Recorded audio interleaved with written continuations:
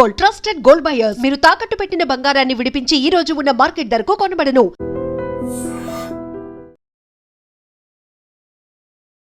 నమస్తే, welcome to I dream. నేను వలి. ప్రస్తుతం లైవ్ కాల్లో జాయిన్ అయ్యారు ప్రీబార్ associate member USA Bhumireddy Sai Srinivasareddy గారు ఉన్నారు. మాట్లాడదాం. శ్రీనివాసరెడ్డి గారు నమస్తే సార్. నమస్తే సార్. సార్, ప్రస్తుతం అమెరికాలో H1B వీసా అబ్యూజ్ యాక్ట్ 2026 తీసుకొస్తున్నారు. అంటే దీనివల్ల చాలా ఇబ్బందికర పరిస్థితులు ఉంటాయి, భారతీయుల మీద కూడా చాలా ఇంపాక్ట్ ఉంటుందని ఒక చర్చ జరుగుతుంది సార్. అసలు ఏంటి ఈ యాక్ట్, ఏం చెప్తోంది, దీనివల్ల ఎలాంటి దుష్ప్రభావాలు భారతీయుల మీద ఉండే అవకాశం ఉంది? ఎస్ సార్, మీరు అన్నట్టు అదే ఇదైతే వాస్తవం సార్. ఇది నార్మల్ గా end of H1B visa abuse act of 2026 అనేది April 22, 2026 రిప్రజెంటేటివ్ ఎలీ క్రేన్ అని ఒక రిపబ్లికన్ అరిజోనా రాష్ట్రానికి చెందిన వాళ్ళు ఇది ప్రపోజ్ చేయడం జరిగింది సార్. అంటే ద హౌస్ ఆఫ్ సెనెట్ లో. సో ఇదేం లేదు సార్, సింపుల్ గా ఈ H1B అనేది కంప్లీట్ గా పాస్ చేయాలి, అట్లానే కంప్లీట్ గా రిమూవ్ చేయాలి అని ఒక ఇంటెన్షన్స్ తోని ఇది H1B ఈ కంప్లీట్ గా ఒక రిఫార్మ్ అనేది తీసుకొని రావాలని ఇది end of H1B visa abuse act of 2026 అనేది తీసుకొని రావడం జరిగింది. సో సింపుల్ గా అంటే దీని ద్వారా ఎఫెక్ట్ అయ్యేది సో ముఖ్యంగా భారతీయులు అనేది మాత్రం నిస్సందేహంగా మనం చెప్పొచ్చు సార్. ఎందుకంటే మీకు ఆల్రెడీ తెలుసు 70% మంది ఈ H1B వీసాస్ లో ఉండే వాళ్ళు మన మంది ఎక్కువ మంది భారతీయులు ఉండడం వల్ల సో మోర్ ఆర్ లెస్ దీని వల్ల మనమే ఎక్కువ ఎఫెక్ట్ అయిపోతాం అనేది క్లియర్ కట్ గా తెలుస్తుంది సార్. సో అంటే సింపుల్ గా దీంట్లో కొన్ని ఇంపార్టెంట్ పాయింట్స్ చెప్పాలనుకుంటున్నారు సార్. అంటే ఈ H1B end of H1B visa abuse act ద్వారా ఎవరెవరు నష్టపోతారు, సో ఎలా నష్టపోతాం అనేది డిస్కస్ చేద్దాం సార్. ఫస్ట్ గా ఏమైతుందంటే వచ్చే ఈ బిల్ పాస్ అయినప్పటి నుండి 3 సంవత్సరాల వరకు ఈ H1B వీసాలు అనేది ఇష్యూ చేయకూడదు అనేది చెప్పడం జరిగింది. అంటే కొత్త వీసాలు అంటే మనకు తెలుసు ప్రతి సంవత్సరం సుమారు 65,000 ప్లస్ 20,000 అంటే సుమారు 85,000 H1B వీసాస్ అనేది ఇష్యూ చేస్తారు. సో అవి ఏవే గానీ ఇష్యూ చేయకూడదు ఈ 3 సంవత్సరాలనే చెప్పడం జరిగింది. సో దీనికి అంటే వివిధ కారణాలు కూడా ఉండొచ్చు సార్. అంటే వాళ్ళు ఆలోచించే విధం ఏంటంటే అంటే ఇక్కడున్న యుఎస్ వర్కర్స్ కి లేకపోతే అమెరికన్ బార్న్ వర్కర్స్ కి జాబ్స్ రావడం లేదు అనేది one of the main contention. అంటే ప్రతిసారి మనం చేసేది అంటే ఇక్కడ వివిధ దేశాల నుండి వచ్చేసి H1B వీసాల ద్వారా ఇక్కడ జాబ్స్ చేస్తున్నారు అనేది. సో అండ్ ఇంకొకటి ఏంటంటే సుమారు ప్రతి సంవత్సరం అనేది 65,000 వీసాలు అనేది ఇష్యూ చేస్తారు సార్. అంటే వివిధ దేశాల నుండి వచ్చిన వాళ్ళందరికీ, అంటే ప్రపంచ దేశాల్లో, అంటే ముఖ్యంగా భారతీయులని కాకుండా ప్రపంచ దేశాల నుండి.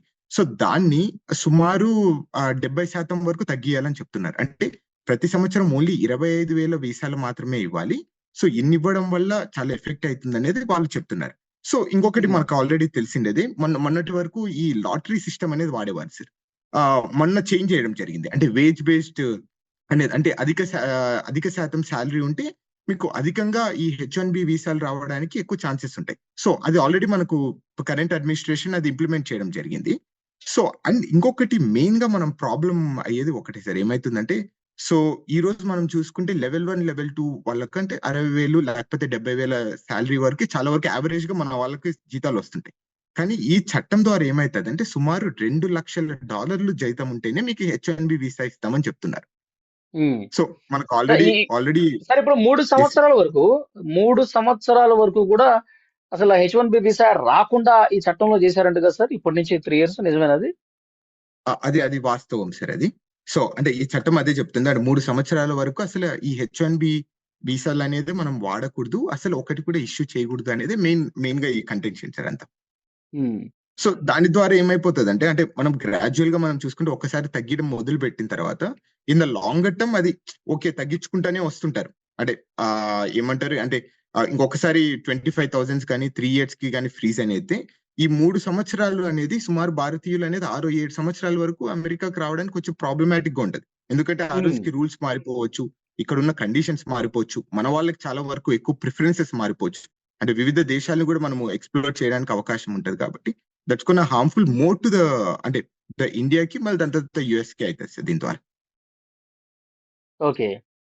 సో ఇంకొకటి మీరు ఇంతకుముందు చెప్పారు $2 లక్షల అంటే అంత శాలరీ ఉంటేనే వీళ్ళకి H1B వీసా అర్హులు అన్నట్టు ఒక కండిషన్ పెట్టారు. ఇంకొకటి ఏంటంటే వాళ్ళు H1B వీసా ఆ భారం అనేది కంపెనీలే భరించాలని కూడా ఉందంటగా. సార్ అది వేరే సార్. అది లాస్ట్ ఇయర్ September 19, 2025 ఈ కొత్త ఒక చట్టాన్ని అనేది తీసుకొని రావడం జరిగింది సార్. దాంట్లో ఏం చెప్తారంటే ఎవరైనా కానీ H1B వీసా హోల్డర్స్ బయట దేశం నుండి ఈ కంట్రీలోకి రావాలంటే వాళ్ళు $1,00,000 ఎంప్లాయర్ కట్టాలి. అంటే ఇది ఫీజు సార్, సుంకం లాంటిది. అంటే జస్ట్ టోల్ ట్యాక్స్ కానీ ఏదైనా కానీ అలాంటిది ఇది. సో కానీ దీంట్లో ఈ $2,00,000 అనేది వీళ్ళ జీతం ఉండాలి సార్. అంటే సుమారు ఎట్లా కాదనుకున్నా 1,80,00,000 నీకు జీతం ఉంటేనే మీకు H1B వీసా ఇష్యూ చేస్తారు.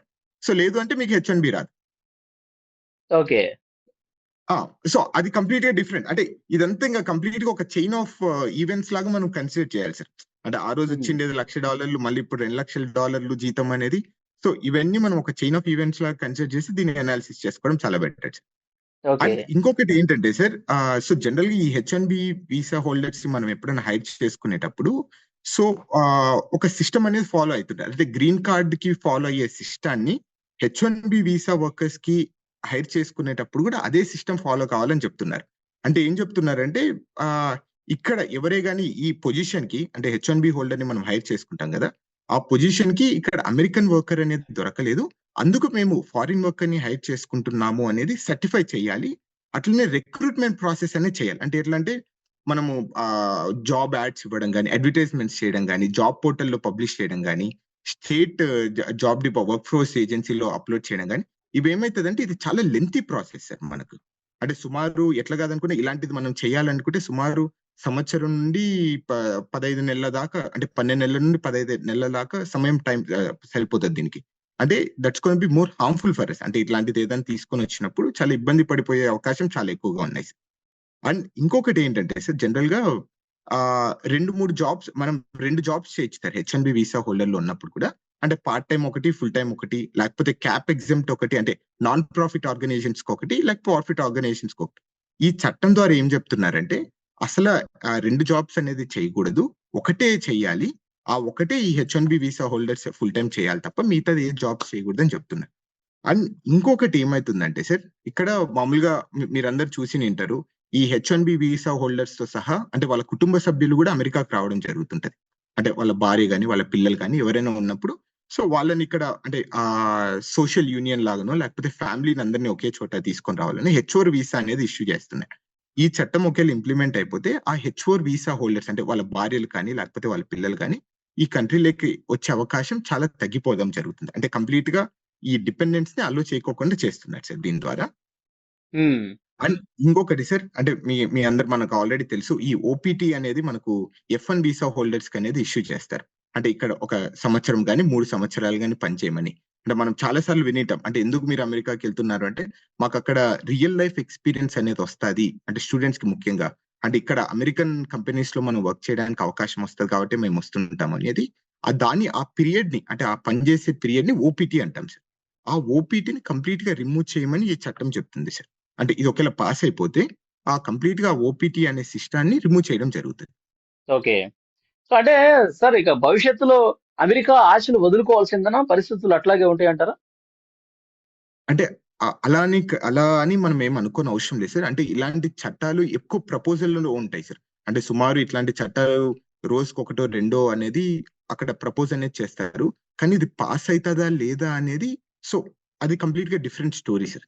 సో ఇది ప్రస్తుతానికి ఎంతో మంది సుమారు 20 మంది రిపబ్లికన్స్ అనేది సపోర్ట్ చేస్తున్నారు. సో ఇది హౌస్ ఆఫ్ రిప్రజెంటేటివ్స్ లో, సెనెట్ లో పాస్ అయిపోయి దాని తర్వాత ప్రెసిడెన్షియల్ అప్రూవల్ తర్వాత మాత్రమే ఇది ఇంప్లిమెంటేషన్ లేక వస్తుంది. ఇలాంటి చట్టాలు సుమారు 90 నుండి 95% వరకు రిజెక్షన్ అయ్యే అవకాశం చాలా ఎక్కువగా ఉంటాయి. సో ఇంతకుముందు మనం చూసాం సార్, అమెరికాలో పెద్ద ఎత్తున వలసవాదులు ఆందోళన చేసినటువంటి పరిస్థితి కూడా ఉంది. సో ఈ అనవసరంగా అంటే లేనిపోయిన సాకులన్నీ చూపి దేశం నుంచి బయటకు వెళ్ళగొట్టే ప్రయత్నం జరుగుతుందని చెప్పి రోడ్ల మీదకి వేలాదిగా తరలి వచ్చి ఆందోళనలు చేశారు. ఇప్పుడు ఒకవేళ ఇది నిజంగా చట్టరూపం దారిస్తే ఇంకా ఆందోళనలు పెద్ద ఎత్తున పెరిగే అవకాశం ఉందా? అందరినీ బలవంతంగా బయటకు పంపించే ప్రక్రియ కదా ఇది.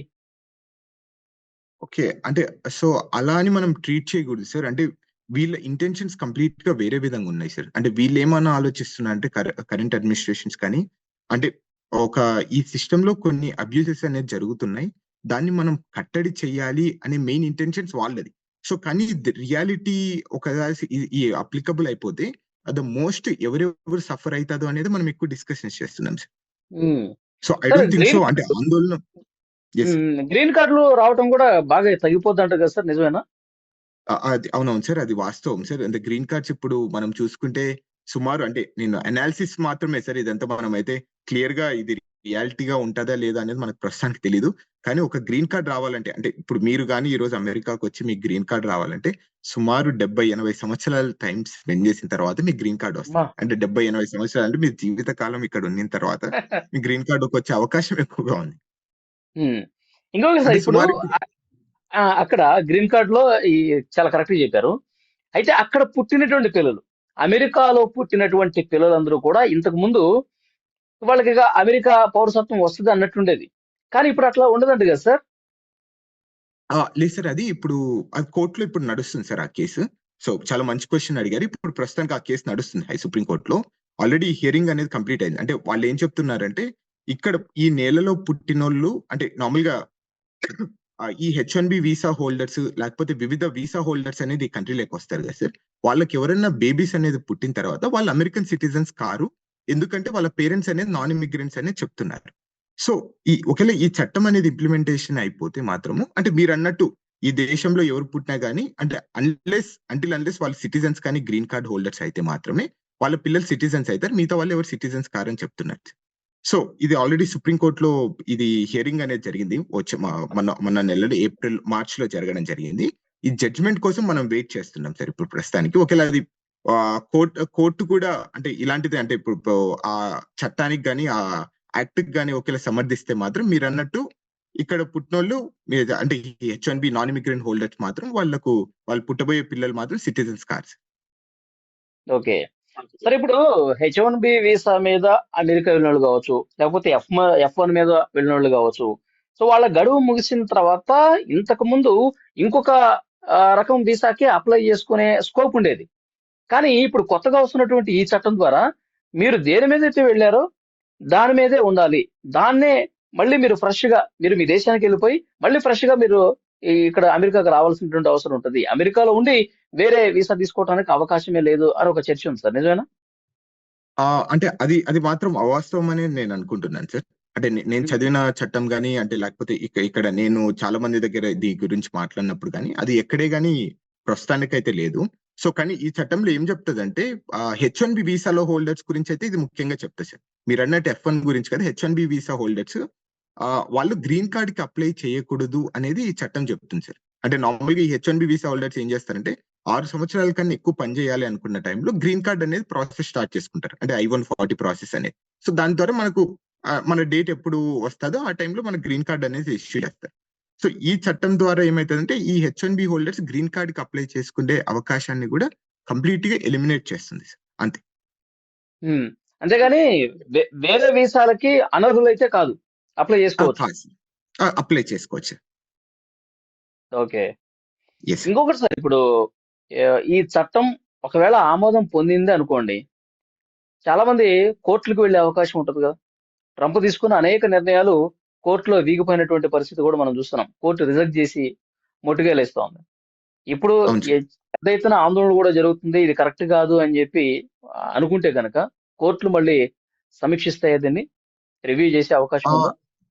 లేదు సార్, తప్పకుండా సార్. అంటే ఏ దేశంలో అయినా కానీ ఈ ప్రజాస్వామ్యం కానీ ఈ రాజ్యాంగ వ్యవస్థ దేశాల్లో తప్పకుండా ఒకేలా ఇలాంటిది ఏదన్నా కానీ ఇక్కడున్న చట్టాలకు వ్యతిరేకంగా ఈ చట్టం తీసుకొని వస్తున్నారు, లేకపోతే ఇక్కడున్న రాజ్యాంగానికి ఏదైనా సపరేట్ గా తీసుకొని వస్తున్నారు అంటే తప్పకుండా కోర్టు అనేది దాని మీద స్టెప్ ఆన్ చెప్పి దీని గురించి క్వశ్చన్ చేస్తుందని అయితే నేను అనుకుంటున్నాను. కానీ విత్ రెస్పెక్ట్ టు దిస్, ఇదేంటంటే మనము అంటే దీని గురించి కామెంట్ చేయడానికి చాలా ఎర్లీ స్టేజ్ లోనే ఉన్నాం అనుకుంటున్నాను సార్. అంటే ఇంకా అది హౌస్ ఆఫ్ రిప్రజెంటేటివ్ లో పాస్ కావాలి, కాంగ్రెస్ లో పాస్ అయిన తర్వాత ప్రెసిడెన్షియల్ అప్రూవల్ కావాలి, మళ్ళీ అది ఇంప్లిమెంటేషన్ కి చాలా టైం అనేది ఉంటది. So I don't think so, అంటే ఇది చాలా ఎర్లీగా మనం కామెంట్ చేయకూడదు అనేది నా ఒపీనియన్ సార్. చూద్దాం సార్ ఏం జరగబోతుందో. మంచి ఇన్ఫర్మేషన్ ఇచ్చారు. Thank you very much sir. Thank you sir.